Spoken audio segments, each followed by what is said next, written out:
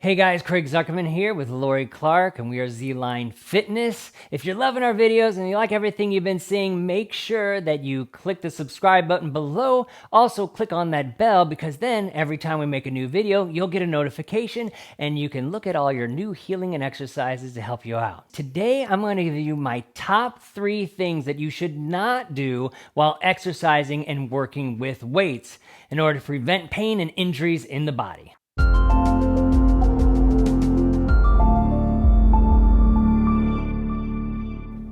All right, welcome back. So, number 1 is head placement. When you're doing exercises, you should have a natural neutral spine curvature to your neck, meaning put your neck in its natural position, looking up. What I don't want you to do is look down. Yes, you have a cool bicep. You don't have to be sitting there staring at it, because if you do that while you're also holding weight, especially if you're using heavy weights, heavy barbells, that strain of the musculature is going to precipitate into the neck and then can cause some trouble and damage in the neck muscles. Also, the other way isn't good either. If you're doing like a single leg drop, so go ahead and do this single leg, the little storker. If you're doing something like this, make sure you're not compressing the neck back or dropping your head too much. Make sure it's in its natural curve. If you're going with weights overhead, you also want to make sure you just keep your neck in a natural position. You don't want to be pressing overhead and dropping your chin, or pressing overhead and looking up at the weights and doing any of that stuff, because the neck placement is critical to preventing neck pain, especially when you're throwing up some weight. All right. Number 2.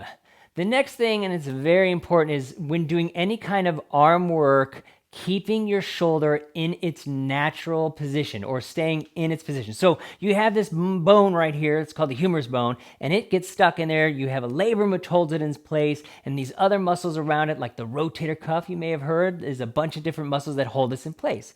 But these guys get strained if you lift this shoulder out of its position, especially when you're bearing or holding weight. So if you're doing a front arm lift, but you lift those shoulders up, now you're stressing the joint. If you're doing the weights out to the side and you lift the shoulders up, now you're stressing the joint.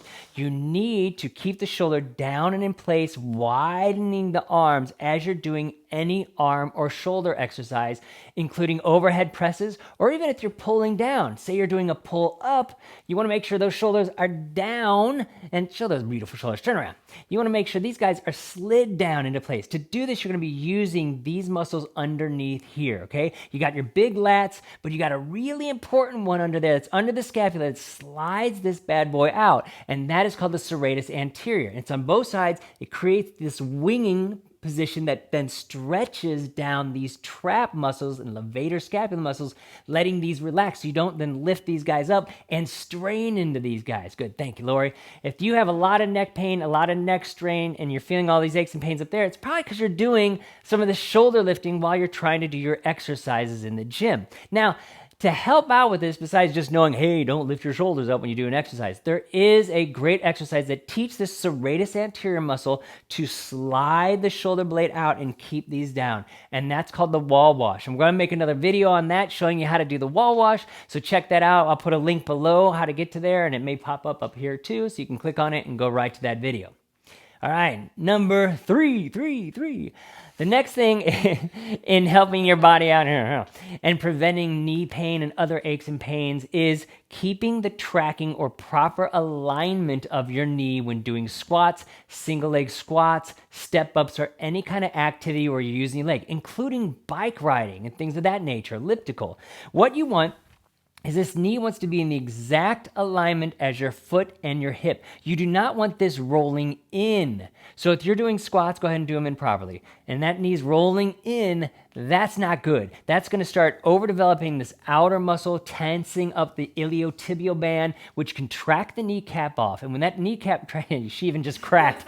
When that kneecap tracks off, it starts rubbing in the distal condyle, this little opening of the femur bone, and you're going to get a lot of knee pain and swelling pulling, and it's going to hurt.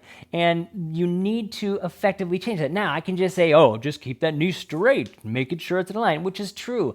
Sometimes you got to look down. I know I told you not to look down on number one, but checking in and making sure this is aligned right. But there's some other things you can do that would help this knee position out without even having to look. And that's doing specific exercise to strengthen and stabilize the hip and strengthen and stabilize the foot.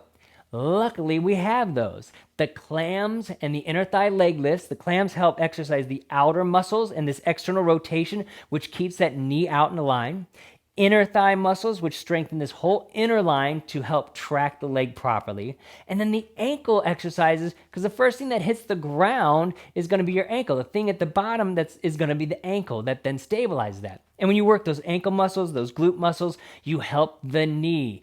And when you help the knee out, you're also going to be great for golf, tennis, and all kinds of other things because you're keeping stable, not just working out in the gym. So work out those other exercises. Again, I'll put links below to them, and I also have some links popping up here that you can click on so that you can make sure that you're not doing this valgus, this rotation of the knee that's going to cause a lot of pains and problems. Trust me on that. So those are our top 3 things to do to prevent getting pains, aches, and injuries while you're doing your workout. Hey guys, if you like this video and want to see more like it, be sure to subscribe to our channel. Also, click that bell. Then you'll get notifications the next time we put out a video. If you like us, click on the like button. You can also leave us questions and comments below. We love it. And see you next time.